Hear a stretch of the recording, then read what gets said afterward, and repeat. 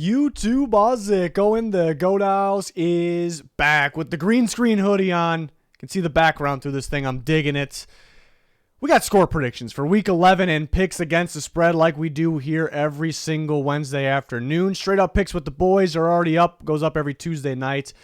Power rankings already up. You guys know the drill. Full NFL coverage here, so join us. Like, subscribe, to notifications on. Links been in the comments for Twitter. Make sure you follow that. A lot of news, rumors, updates there. Picks League and our sponsors, GLD Shop. I'm rocking their Eagles chain right now. Goes really well with this green screen hoodie. Code GOAT, 33% off. Liquid IV, same thing. Code GOAT, 20% off. Links pinned in the comments for all that. Check it out. Let's go on to these score predictions here. This is a tough one on Thursday Night Football. Titans-Packers. It's a 3-point spread. I have it pushing. We'll go over my against the spread picks at the end. So if I had to make a pick against the spread, I'm going to go with the Titans because I think they have a decent shot to win the game. So I would go them with the 3 points. But I'm going to pick the Packers 20-17 here at my score prediction. Man, the matchup almost sides with the Titans, so that's why it's a little weird. I usually go with the matchup, but it sides with the Titans because Packers struggle a little bit to stop the run. That's Titans' game, with Derrick Henry, so they can run the ball on them.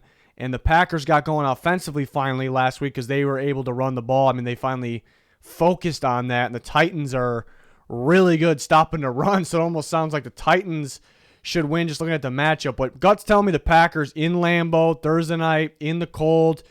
So don't trust that Titans passing game a whole lot. I'm going to trust Aaron Rodgers to make that extra play here. I know the Packers are beat up a little bit, but the Titans are really beat up.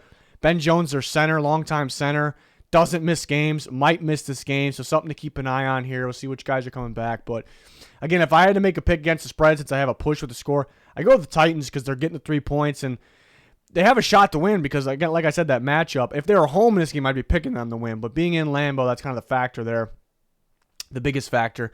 Maybe the Packers got some momentum rolling as well. Bears and Falcons. The Bears are underdogs by 3. I was a little surprised by that. It wouldn't be that surprising to see the Falcons win by 3, but I'm just surprised the line is like that. It's a tough one to pick, but I'm gonna pick the Bears in this one. I'm just gonna trust them a little bit more. They've been like a sure thing to score a good amount of points every week. I don't think that stops here. The offense they're running now is kind of new. The Patriots game, so a few weeks ago. So I think there's going to be a team and then teams to kind of figure out a better game plan for it because it's fairly new. I just don't trust the Falcons to be that defense, to be that team. Dean Pease a hell of a defensive coordinator, so I'm sure he'll have a decent game plan. I just don't think they have the players right now. A lot of young players. They struggle to tackle some of the Panthers playmakers, so I think they're going to struggle to keep Fields in the pocket, get to him, or they can get to him, but sack him, bring him down in the open field. I'm just not going to trust the Falcons to do that, so we'll see, though. I think the Falcons offensively could have a good day because the Bears defense is really struggling. I think Cordero Patterson in his revenge game could have a big-time game here if he gets the ball enough. Didn't get the ball enough against the Panthers, so that's tricky as well, but the Bears have been playing some really good. They've been losing, but they've been playing some really good offenses. You look at the Cowboys, the Dolphins, the Lions. Even if most people probably think the Lions are a bad team, either way, they have a very explosive offense. And the Bears are just losing those games, even though they're putting up enough points to win. I don't know if I see the Falcons could score. I just don't know if I see them outscoring the Bears. Like, are they going to score as many points as the other team's been scoring? So that's why I'm going to trust the Bears a little bit more here in this one. They're getting 3. They're plus 3 points here. I got them winning 28-26. Justin Fields going home to Georgia. I think he could have another good game, at least on the ground. He's got to make some bigger plays with his arm late in games. Hasn't really been doing that. Pick 6 last week. He is getting better as a passer. We need to see it in the crunch time, the big moments. Browns and Bills had to drop my score prediction for this one because it sounds like, we knew there was going to be snow, but it sounds like a lot of snow in this game. So that makes it lower scoring than originally expected. But I got the Bills 23-13. They're favored by a whopping 8.5. But I have them covering that. The Browns, I just don't trust them to score a lot of points here. Yes, they can run the ball very well with Nick Chubb and company there. But, and especially in the snow, that's usually a factor. But I just think the Bills at home, used to playing in the snow, they're going to stack with that stout defense of theirs. They're going to stack the box. dare Brissett to make a play downfield in the snow, and I don't think he's going to be able to do it, and that therefore they're not going to completely stop the run, but they will slow it down because of that, so I'm not going to, I can't trust the Browns to score too many points. Again, the Bills, I'm trusting them in the snow. I think Josh Allen plays a solid game given the circumstances, the weather. I think he uses his legs quite a bit, and the Bills playing a little pissed off. They just lost 2 straight. They're trying to get back going here. So 23-13, a Bills 10-point victory. Eagles and Colts. I'm going to go with the Eagles 24-19. Unfortunately, the Dallas Goedert's going to miss some time now for the Eagles. But just still the much better team. The Colts got some momentum. They put Matt Ryan back in. They got a win. No one really expected them to. So they could be a little tricky. They still play solid defense here. I'm just going to trust the Eagles. I think they're going to get a good pass rush on Matt Ryan. I just think, maybe there's a little bit better of a game plan for defenses against that Eagles offense right now. And again, Goddard going to be out. So I don't think the Eagles will go crazy on offense, but I think they do enough here. 24 solid. I just don't trust the Colts to do enough offensively. I think the Eagles get good pressure on Matt Ryan, like I said. So it's 6.5. I got them winning by 5, so just under that. It does seem like a little bit here, but they could very easily, the Eagles that is, could very easily win by a touchdown, and then there that they cover. But I got a 5-point game in this one. Yeah, Eagles winning. I do see some people out there picking the Colts. Interesting. Very interesting. We'll see. But I think the Eagles bounce back after that, their first loss of the year. Jets and Patriots, I think really low scoring, going to be really cold out there. It's always low scoring between these two teams. I mean, and when they're playing other teams as well, it just seems to be low scoring. Just not the craziest offenses here from these two sides, but very solid defense. Overall, and the Jets are better than the Patriots this year, better against the field, the rest of the teams. But head to head, I like the Patriots. I picked them to beat the Jets last time, and they did it. Both quarterbacks played pretty bad, but ended up being Wilson played worse than Mac Jones. Both off the bye. I'm just going to trust the Patriots a little bit more here. Bill Belichick, something about him and his game plan, his defense against young quarterbacks like Zach Wilson just really throws them off. It's not one I would bet on because that 3 is pretty tricky, but I end up going 17-13. Similar game to last time. Wilson's got to limit those mistakes, but they got in his head so much last time, and this one's in New England now, so it's going to be a tough one. I can see it going in. The Jets have a shot to win. I can see it for sure, but I'm going to go Patriots 17-13. Rams and Saints. Now, this one's tricky because right now Matthew Stafford is still in concussion protocol. I'm kind of banking with my prediction that he plays because it's been over a week since he's been in concussion protocol. So I'm gonna get. I thought Josh Allen was gonna be out, so I'm not the injury guy. I'm wrong with these injuries quite a bit, it seems. So I would guess that Stafford would play, but Vegas may not think so because that line of +4 for the Rams, the Saints favored by 4, maybe a little surprising, but not if Stafford doesn't. I think the Saints cover that if Stafford doesn't play, though. But if Stafford plays, the Saints could still win. But I like the Rams if he plays, and they make that extra play. We'll see who's playing quarterback for the Saints, but I still like the Rams' defense, and then they can really slow down the Saints' offense. The Rams are really good stopping and run, so I don't think Kamara goes crazy on them. He can have a solid game. I know Cooper Kupp's out as well, but I just think that they have that extra juice if Stafford plays, that extra big play. And they could finally focus on the running game, which they have not been doing. But to beat the Saints, you're more likely to beat them on the ground than through the air. So I think they finally do. I think they kind of finally focus on that run game, get Henderson and Kyron Williams and Akers all involved there, and squeak by the Saints. But again, if Stafford is out, I'm going to take the Saints. And I'd probably take them to cover that, which that line would probably shoot up. But for now, Rams. We'll keep you guys updated on our Twitter, of course. Lions and Giants. I got the Giants winning 26-20. They're favored by 3, so I have them covering that spread there. I just like the matchup for the Giants. Lions play some solid offense, but the Giants play very solid defense. They also create turnovers. Lions have been pretty careful with the ball until you get to some games where you got teams that normally create turnovers, and there's been a lot of sloppy turnovers. But as a season as a whole, I look at all the games. Not a crazy amount of turnovers for the Lions, but then once you get to those specific games, it's pretty bad. And I think the Giants could kind of, again, create those turnovers like they do. And the Lions defense has played better recently, but still, they still got up 30 points last week, but better in the end. But I think Barkley can have a day. I think Daniel Jones could have one of his better games, and he's played all right this year. So I'm going to go Giants 26-20, covering that 3. Next game, Panthers and Ravens. I got the Ravens take care of business in this one. I got them winning by 14. 12 is a pretty damn big spread. I usually like to stay away from those. especially because I kind of went back towards them recently and they failed me. So, but 27-13, a big win for the Ravens. Just like the way they match up. Their defense has been playing a lot better. They're off that bye. They're well rested. I don't think the Panthers' offense will do a whole lot. They kind of ride on Foreman to get them going, but don't expect a ton there from that offense. And I think Lamar could have a solid day on the ground here at home. And I don't think it's going to be freezing there. I don't think. I'm not the weather guy, but it'll be a little chilly.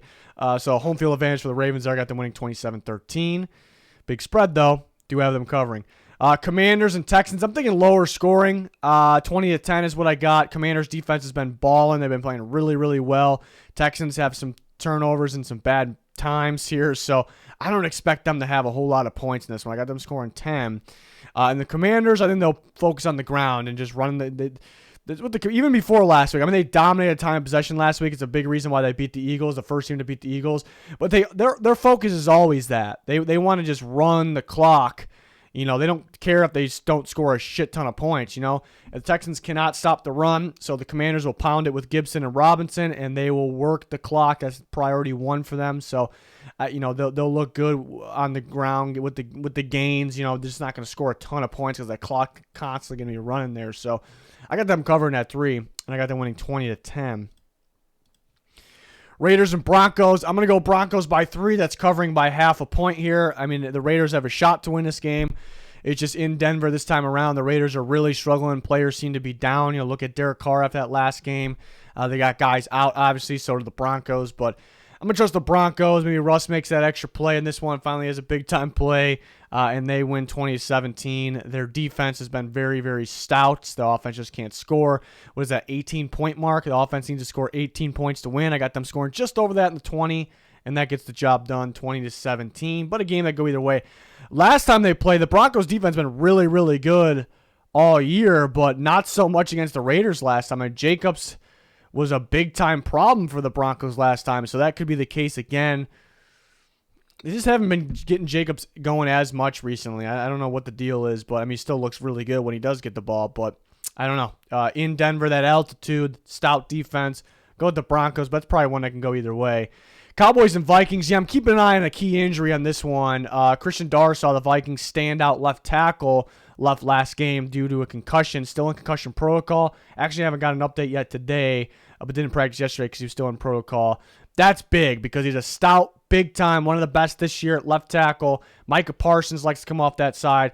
That's going to be brutal. Parsons is going to be getting after Kirk Cousins all day, and he might be getting after him anyways, even if Darsaw plays. So I think it might be ugly if Darsaw doesn't play, in terms of Parsons, what he's going to be able to do. Vikings got to focus on running the ball. The Cowboys can't stop the run right now, but the Vikings' main thing is pass, which has worked out for them. They're a little hesitant sticking with the run. They like to abandon it easy. They can't do that in this game, so it's going to be a little different for them. If Darsaw plays, I probably switch this one. It's going to be a close score either way. But that is a big factor for me. But the Cowboy, it's also a later afternoon game, which the Vikings play really well at noon. Let's see if they can play, well in the later afternoon slot. It shouldn't matter too much, but it just seems to be a thing with Kirk Cousins. But and the Cowboys can do well offensively here. Dak could have a solid game. Vikings make just clutch plays, though, so they could possibly do it again. I just that key injury. We'll see if Darsaw exits concussion protocol or not here, but the Cowboys are favored by 1. It's one I wouldn't touch. I want to wait and see what the injuries here, but for right now, I have the Cowboys being the team that finally takes down the Vikings here. I know they have a loss, but it's been a bit, but the Cowboys 26-24 for now. Bengals and Steelers, I got a 1-point squeaker here. I'm surprised the line is as much as 4.5 because I could see the Steelers winning. It just seems to be pretty clear cut this year that when the Bengals offensive line has to go against a really good pass rush, they have big-time problems, and they lose the game. And now here they're playing T.J. Watt, second game back. It was a problem for the Saints last week. It's going to be a problem for Joe Burrow because he's constantly getting pressure. Highsmith as well. The whole defense there. But I still have the Bengals winning because I do think the Bengals can make that extra play on offense. Steelers like to run a lot of man coverage. We'll see if they do that. But mainly, the Bengals, I still like their defense. And the Steelers, I just don't trust that offense to make enough plays here. And Minkah Fitzpatrick really gave the Bengals problems last time, and he could be out this week. It at first sounded like he was just going to miss last week. Then it sounded like 2 to 3 weeks, and now they're saying maybe he has a shot to play. I don't know. We'll see what happens here, but that is a big factor as well. But I have the Bengals 17-16. But it could be one of those games where the Bengals offense just cannot do anything because there's just constant pressure going on. So we will see. But I got a squeaker, low-scoring squeaker here. And then Sunday night, I got the Chiefs 31, the Chargers 23. So a bit of scoring in this one, maybe. I was going to say bold. It's not that bold. The last time these two teams played, I predicted the score exactly right. We'll see. It'll be pretty wild if it happens again. We'll see it. But I feel pretty good about this. Chargers pretty beat up, but they could be getting some receivers back. Which could help them score a little bit more. But they're so beat up on defense, they can't stop the run. I think Mahomes could have a day against them anyways. They're getting Tony involved. They're clicking more and more on offense. So I think the Chiefs score a decent amount of points here. I got them scoring 31. I got the Chargers 23. So I have the Chiefs just covering that 6.5. But we'll see who's back for the Chargers. If Keenan Allen, Mike Williams, who've been practicing, we've seen Keenan Allen practice a little bit here and there and still not play. So we'll see if both those guys are playing. Maybe they get some guys back at the D-line. Then maybe they can make it a little bit closer here. So we'll see. But more confident with the Chiefs, obviously. Monday night is in Mexico City, so that sucks. If that's that's supposed to be a Cardinals home game, that sucks for them. I'm thinking Colt McCoy, based on what I've heard, Colt McCoy maybe play again, and the offense might have looked a little bit better with him. Not that he is better, but it just looked that way last week. Hollywood Brown maybe near return as well. The 8 line seems a bit much, especially for that neutral site in a different country. Weird things could happen. I guess we could see a blowout. That's a weird thing, I suppose, as well. Cardinals pretty decent stopping the run. So I think the 49ers will run all right. It's something they go crazy. So I think I could see it kind of staying a little bit close here. Maybe more field goals, maybe 23-17. But I like the Niners defense. I don't think the Cardinals offense will have enough there against that. Whether either way, if it's Colt McCoy or Kyler Murray there. So I'm going to go 49ers 23-17, but I don't have them covering that. I guess we're not too far off, but 8 seemed like a lot to me. I don't know. And then to recap all my against the spread picks, I had to push with the score prediction on the Titans-Packers, but if I had to pick, which we're doing here, I'd go Titans because they're getting 3, and I think they have a shot to win the game. Bears I had winning, and they're getting 3 points, so I like that one. It's tricky because the amount of snow there's going to be, but I have the Bills covering at 8.5. I got them winning by 10. Colts 6.5. It's probably one I wouldn't touch. A lot of people out there seem to be confident with that Colts plus 6.5. Some people have them winning. I think it's a little wild to have them winning. I think it's very wild, actually. But plus 6.5. Patriots -3. It's definitely not one I would touch, but I have the Patriots covering. Rams, I love the Rams plus 4 if Stafford plays. If Stafford doesn't play, I don't like the Rams at all. Saw enough of Walford, even though Stafford hasn't been playing great. But I love the Rams plus 4 if Stafford's playing. Giants, I have covering that -3. Ravens, it's tricky. In the NFL, I hate the big lines like that, 12. They rarely work out, but I do have them covering, and I'm confident with my score prediction. I love the Commanders -3. Commanders -3 looks good. I hear some people saying I could see kind of the trap game there. I don't really see it, but -3 seems low, so Vegas might see the trap game. Who knows? Broncos, I wouldn't touch that one, but I have them covering that 2.5 by half point. Cowboys, Vikings would not touch it. Still waiting to hear on the Darsaw injury there. That's big. If he's out, I'm confident in my score prediction. Steelers plus 4.5 looks pretty good. I have the Bengals winning. A lot of people have the Bengals winning, but those games are always close. They're always close. I think that defense, led by TJ Watt's going to make sure it's close, and the Bengals make that extra play. But plus 4.5 seems like a bit. I have the Chiefs covering at 6.5, and then Cardinals plus 8 seems like a lot. A Mexico City game, that seems like a lot to me. Even though I have the Cardinals losing by 6, it's not far off. I saw 8, and I was like, what? That just seems like a bit there. So 49ers been a little sloppy, but when they're on, they are on. If they are fully on 4 quarters, they might beat anyone. They could beat anyone's ass, almost anyone's ass, but I don't know. 8 seemed like a little bit there. But yeah, so those are against spread picks. Let me know your guys' thoughts in the comments. We're always talking with you guys on Twitter. We have all kinds of content here on the Goat House. So go ahead and check all that out. Like, subscribe, turn notifications on. But that is going to do it for this one. Thanks for watching. Goodbye.